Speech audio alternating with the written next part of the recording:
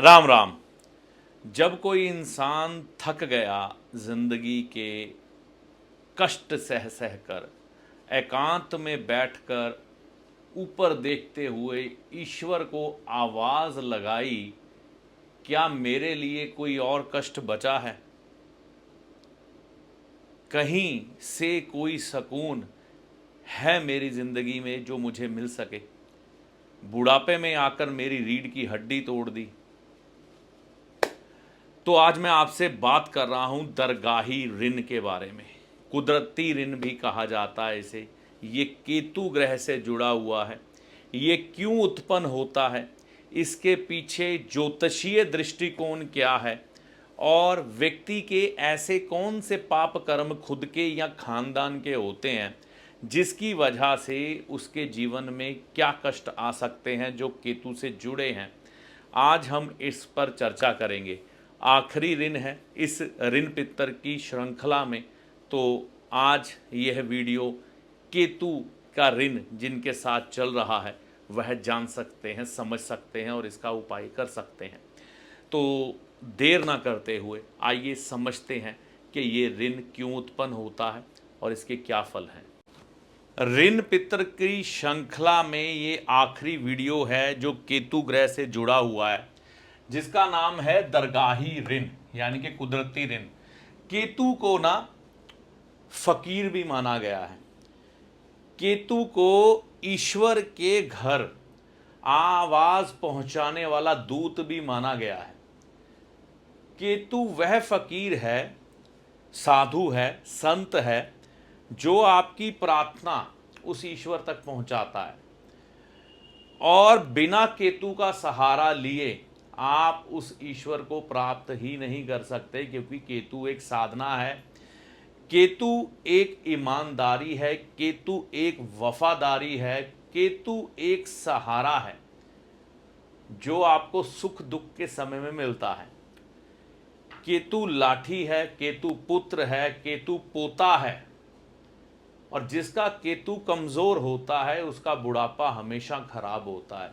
कष्ट आते हैं उसे बुढ़ापे में, इसमें कोई दो राय नहीं है। और केतु जब किसी का खराब होता है तो जिंदगी में इंसान उन्नति नहीं कर पाता। वह किसी चीज को सिद्ध करके अपने आप उसमें पारंगत होकर जीवन में किसी अच्छे मुकाम पर नहीं पहुंच पाता। तो केतु एक अभ्यास भी है, केतु एक प्रयास भी है, केतु एक पथ भी है जिस पर निरंतर चलना होता है। और जब ये केतु कमजोर होता है ना, ज्योतिषीय दृष्टिकोण से या अपने कर्मों के द्वारा, फिर ये दरगाही ऋण, कुदरती ऋण जो कि केतु ग्रह से जुड़ा है वह पैदा हो जाता है।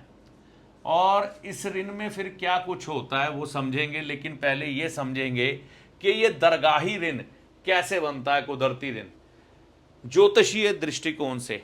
जब खाना नंबर 6 में चंद्रमा या मंगल हो तो यहां से गिने 1 2 3 4 5 6, यहां पर अकेला मंगल हो या फिर चंद्रमा हो, ठीक है ना, तो ये दोनों या दोनों में से एक हो तो यह ऋण ज्योतिषीय दृष्टिकोण से बन जाता है। और अब अगर किसी के पास मान लो पत्रिका नहीं है लेकिन वह अपने खानदान की हिस्ट्री जानता है, देखिए कोई भी ऋण बनेगा ना, वो बनेगा कैसे, वो बनेगा आपके खानदान के लोगों की गलती के द्वारा। ये ऋण आपके अकेले की गलती के कारण या आपके परिवार वालों की गलती के कारण नहीं बनता, कुल खानदान इसमें इन्वॉल्व होता है जिसकी वजह से ये बनता है। तो क्या पाप किए होते हैं व्यक्ति के कुल खानदान ने? कुल खानदान की श्रृंखला को समझने के लिए, मतलब आपका कुल खानदान कैसे गिनेंगे ये वीडियो में आगे बता दिया जाएगा, वो वीडियो आप देख लीजिएगा। पहले ये समझ ले कि कुल खानदान में से किसी भी व्यक्ति ने कौन सी गलती की होती है जिसका फल आपको भुगतना पड़ता है। कुत्ते या फकीर से बुरा बर्ताव। अब देखिए, फकीर मतलब साधु है ना, कुत्ते को या साधु को मारा गया हो, उसे नुकसान पहुंचाए गए हों, उसे कष्ट पहुंचाया गया हो। कई बार लोग कुत्ते को मारते हैं पत्थर उठा के या कुत्ते की हत्या कर देते हैं, तो ऐसी स्थिति में या फकीर को कष्ट पहुंचाते हैं, ऐसी स्थिति में ये ऋण बन जाता है, या ठीक है। जिससे कि वह तबाह हो गया हो। अब देखो मतलब कि तबाह मतलब व्यक्ति पूरी तरह से डिस्ट्रॉय हो गया हो, चाहे वो कुत्ता हो चाहे फकीर हो, उसको इतना सताया गया हो कि उसको बर्बाद, उसको तबाह कर दिया गया हो, ठीक है ना। ये कुल खानदान में से किसी व्यक्ति ने भी ये काम किया हो। इसके अलावा बदनीति या बदचलनी की वजह से किसी का बुरा किया हो। बदनीति मान लो मेरी नीयत खराब हो गई, मैंने किसी को लूट लिया, किसी का बुरा कर दिया। या बदचलनी, किसी व्यक्ति का कैरेक्टरलेस, कोई व्यक्ति था कैरेक्टरलेस था वो, है ना, उसने किसी भी तरह से किसी का बुरा कर दिया, चाहे अपने आप को बचाने के लिए झूठा इल्ज़ाम किसी पे लगा दिया, या किसी का बुरा कर दिया अपनी बदचलनी को छुपाने के लिए, अपने कैरेक्टर को बचाने के लिए कि मैं बदचलन ना कहलाऊं। इस तरह से यह पाप प्रकट होता है जब कुंडली में आपको मालूम नहीं है कि ये ग्रह आपके हैं कि नहीं। तो ये भी एक वजह है जिसकी वजह से ये सब होता है, ठीक है ना। तो कुंडली का तो आपको पता लग गया। आप देखिए निशानियां क्या होती है, निशानी क्या होती है, कष्ट क्या होती है, कि ऐसे व्यक्ति के परिवार में क्या कुछ घटित होता है।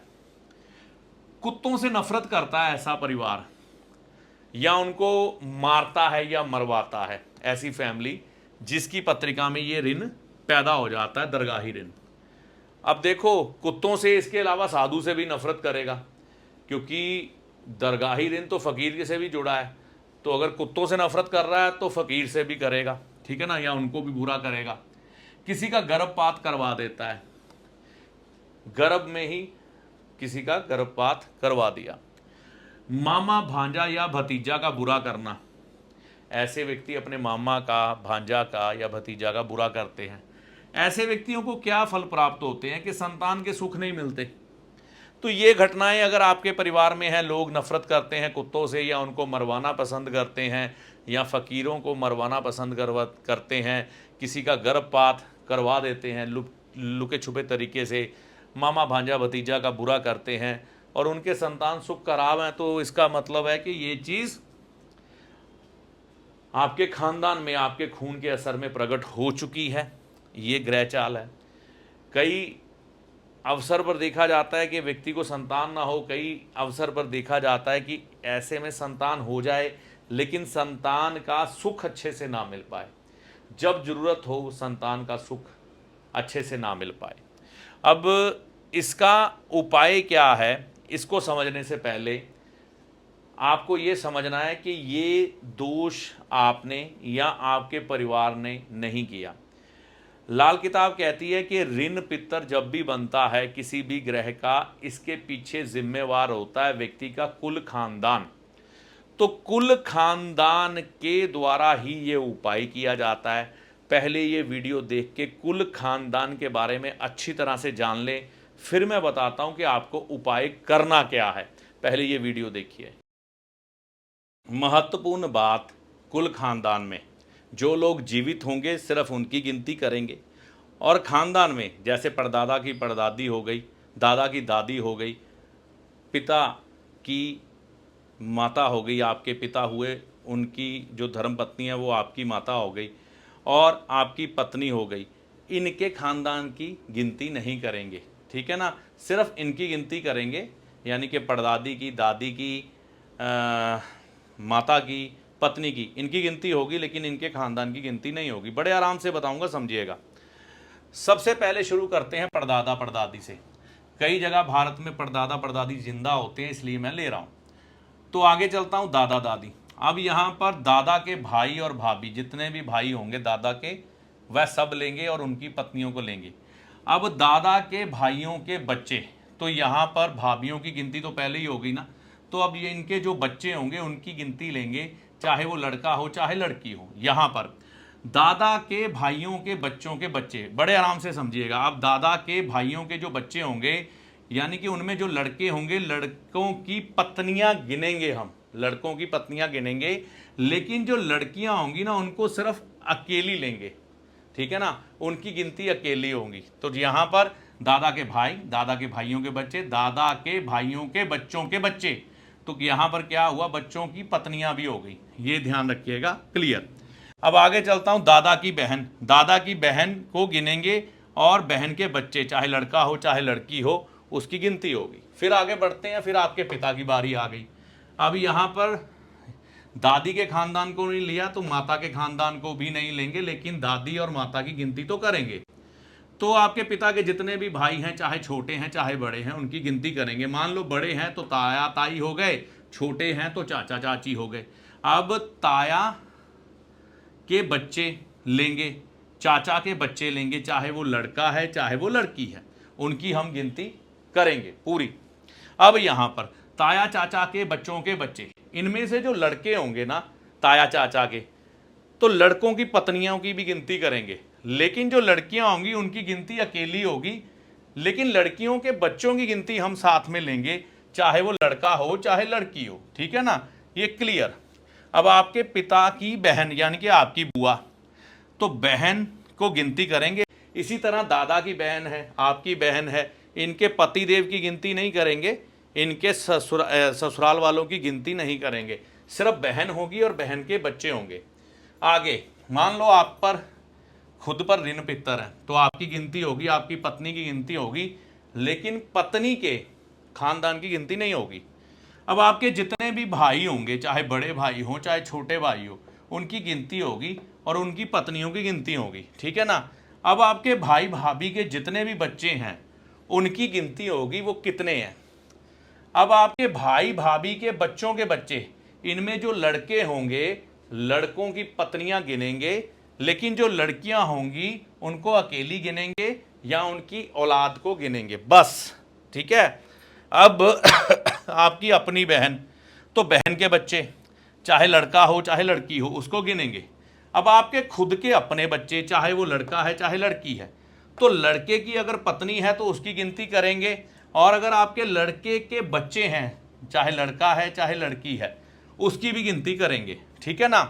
अब जो आपकी लड़की है उसकी अगर शादी हो गई है तो उसकी गिनती करेंगे ही करेंगे लड़की की। लड़की के जितने भी बच्चे हैं उनकी भी गिनती करेंगे, चाहे लड़का है चाहे लड़की, लेकिन लड़की के पति की गिनती नहीं करेंगे, लड़की के ससुराल वालों की गिनती नहीं करेंगे।